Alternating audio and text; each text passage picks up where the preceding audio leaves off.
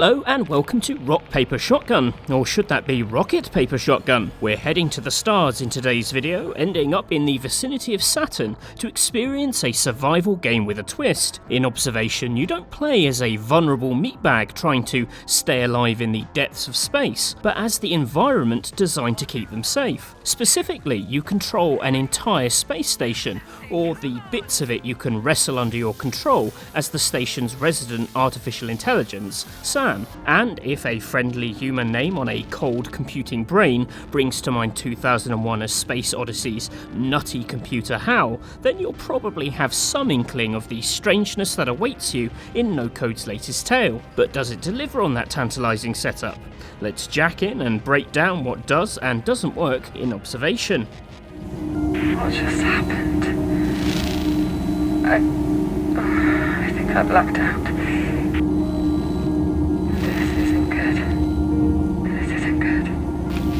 Sam, run your self-diagnostic procedure. And what errors are you showing?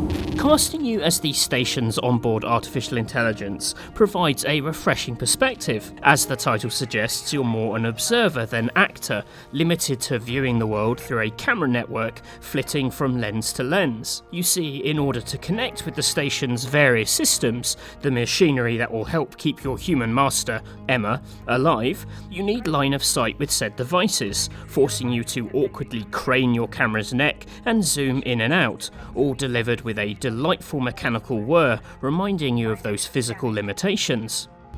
Your scan range is limited, so use your camera zoom to get closer.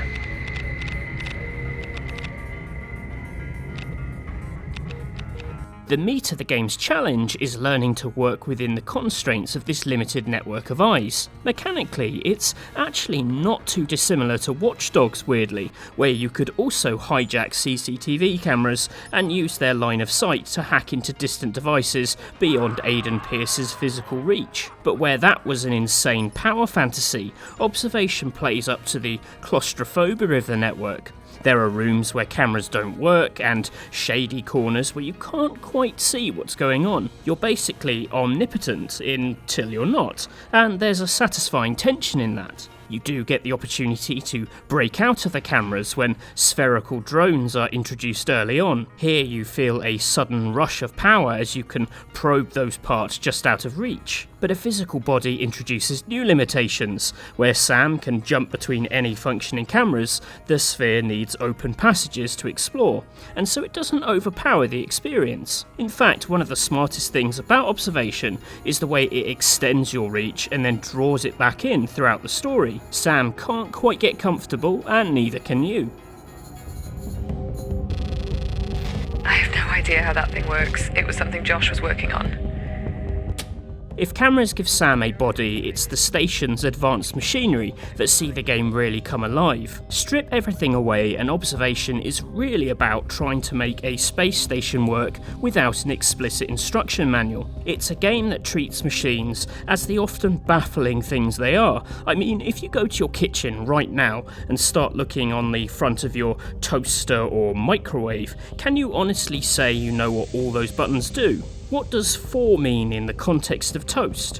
What time-travelling madness is this symbol meant to represent? And what will happen to my delicious Marks & Spencer's microwavable lasagna if I press the button that looks like a Microsoft Word document? Of course, in space, the stakes are a bit higher than my bagel might turn into charcoal, but the principle of the thing isn't too far off. Instead of trying to get a, say, tumble dryer to do a quick spin, you're trying to anchor loose hull contacts, or manipulate whatever this thing is meant to be.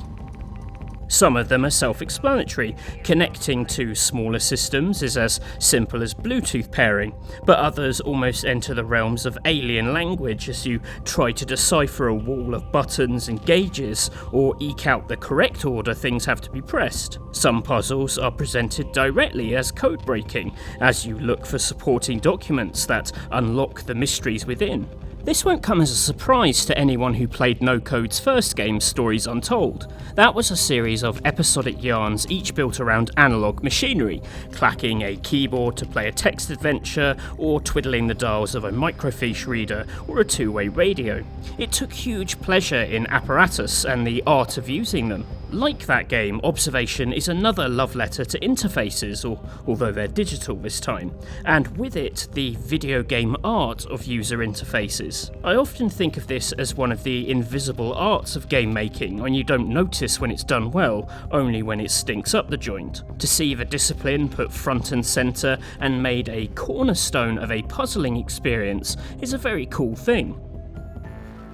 Sticking with No Code's past for a second, before co-founder John McKellen co-founded it, he worked on Alien Isolation as, surprise surprise, Mr. User Interface. When I heard Observation's pitch, I assumed it would take us in a similar retro-futuristic territory as that game, maybe leaning more towards the sterile sharpness of 2001 than the space trucker vibe of the Nostromo. The big and pleasant surprise then is actually how straight Observation plays it. The setting is a very believably modelled space station. A bit of reading around says it's actually based on the International Space Station. It's an environment I've not seen in a game before, which makes pootling around in a space sphere quite a novel experience. I love the practicality of the design, everything neatly packed away and stuck down, and the way that when you do find a weird pocket of humanity, a bunk littered with family photos or shameless product placement, that it suddenly leaps out because it is such a break from the calm efficiency elsewhere. In these moments, the game shares some DNA with Tacoma, the space set's spiritual successor to Gone Home, in that you get to play as something of a space detective, piecing together the lives of absent astronauts from audio logs and other hidden snippets. Here it's a lot more contained, there's a story playing out in the present that is the thrust of the game, but that tone helps it in the long run. By making the game relatively restrained and technical in tone, weird things become exciting, like the moment you enter the Russian or Chinese arms of the ship and see how the other half live, or the sheer drama of leaving an airlock and suddenly seeing the ship in its entirety. It was something I really loved about the Prey reboot a couple of years ago, and to see a game with a fraction of the budget and team tap into the similar vibe is pretty impressive. There is significant stress being applied to EAS 12. Immediate separation recommended. One of Observation's harder strengths to illustrate is the game's general sense of pacing, more specifically the way it riffs on its own ideas to make events feel bigger than robot brain turns on switches by looking at them, which it kind of is. Some of it is down to the camera and sphere relationship that I mentioned earlier, the way you can have a very zoomed out perspective of a location before the sphere reinvents the space up close, but it's more than that. As Sam begins to bring the station back to life, so his own abilities grow with it, there's almost a tiny glimmer of Metroid in the mix, especially when you look at the map with a key that points you to vital systems hidden behind locked doors and broken cameras. Likewise, your relationship with Emma changes. Both depend on the other for various functions, and that shifting balance of power allows for some fun twists on how Sam operates. But beyond mechanics, it's also a question of tone. I made it through the game in about 6 hours, but was constantly impressed by how different those 6 hours felt. What begins as a very technical bit of space survival, think of Gravity as you rush to put out fires and establish vital systems, really does end up in a totally different place. That said, where the game does end up going is one of the things I was less impressed with. Again, hard to talk about without spoiling it, but there are hints throughout that something more is at play than first appears. Sam begins the game as semi-corrupted, with cryptic messages flashing through his interface. I wasn't a fan of where those messages ended up taking the story. For me, the game's strengths lie in its realism and logic, the sense of coolly trying to make sense of the dangerous world and fix it to aid a flimsy space person. As the story shifts towards strangeness, I found the two sides of the game butting heads. I guess the obvious comparison here is 2001: A Space Odyssey, which features a similar mix of science and the supernatural, but where in that film the human's adventures with Hal, the malfunctioning AI, exist as a tangible, technical threat, the waters are murkier in Observation. Where it does go offers some visually arresting moments, that I'm obviously not going to show here, but I found it harder to get emotionally invested in it all. I had the same reaction to Stories Untold's 4th chapter, so if that game clicked for you right until the end, maybe this will too. I also encountered a couple of stumbling blocks where I felt the game was less clear than it could have been. It's very difficult to criticise puzzle design because you never really know if the problem is just you being a dumbass, which is certainly possible. To its credit, Observation has a very clear objective system, letting you radio to Emma to ask her to repeat her previous instructions. I'm sorry. I didn't understand the previous instruction. Look at your station alerts, Sam. Find out what is wrong and do your best to fix it. It's the kind of careful, in-world touch the game gets right throughout. But a few of the objectives point you in the wrong direction, asking you to fix machines that you can't seem to interact with. At one point, the game gave me a button cue to connect to a device, only for the button to have no reaction. Normally, the game won't even let you try to connect until you can, so it did feel like a bug. Turns out you had to go into one of Sam's sub-menus and relay a piece of information before he could activate it, something I only worked out after rebooting the game several times to see if I could get the button cue to work. That one was probably on me, but I do expect plenty of people to do the same. Less forgivable are some outright bugs. I've had machines that didn't react to my correct inputs until I entered them a second time, and a few buttons that didn't want to register until I closed and opened menus. The danger here is that you'll do the right thing and then dismiss it because the game is going doolally, which could see you needlessly stuck for some time. I know that fellow RPS writer Matt encountered similar problems in his run-through, so I'm hoping these can be ironed out post-release. I mean, if no code were devious, they could just blame it on Sam's slightly broken systems, but I have faith they'll do the right thing. If Observation stumbles and ends, for me at least, on a bit of a dud note, I still enjoyed my time with it.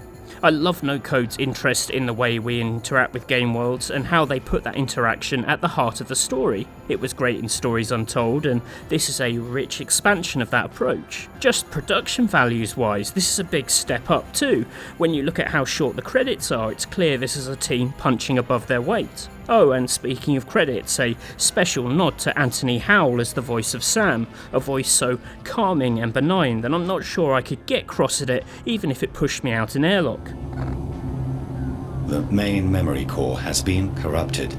I have lost significant station data. Okay. You may also think that just under £20 is a bit steep for a one-and-done 6-hour story. If you're into the lean storytelling of things like Inside or Far Lone Sails, you'll probably appreciate the pacing here. I'm keen to hear your takes on Observation, especially the ending and whether it works for you, so do let me know what you think in the comments. And if you have any questions about what I've talked about, include those too and I'll be sure to answer them. I hope you found this video informative, and if you did enjoy it, why not check out our other recent reviews of Rage 2 or A Plague Tale. And please do like and subscribe so that I can show those subs figures to the cold AI that manages me and get to keep my job. Thanks for watching, and bye for now.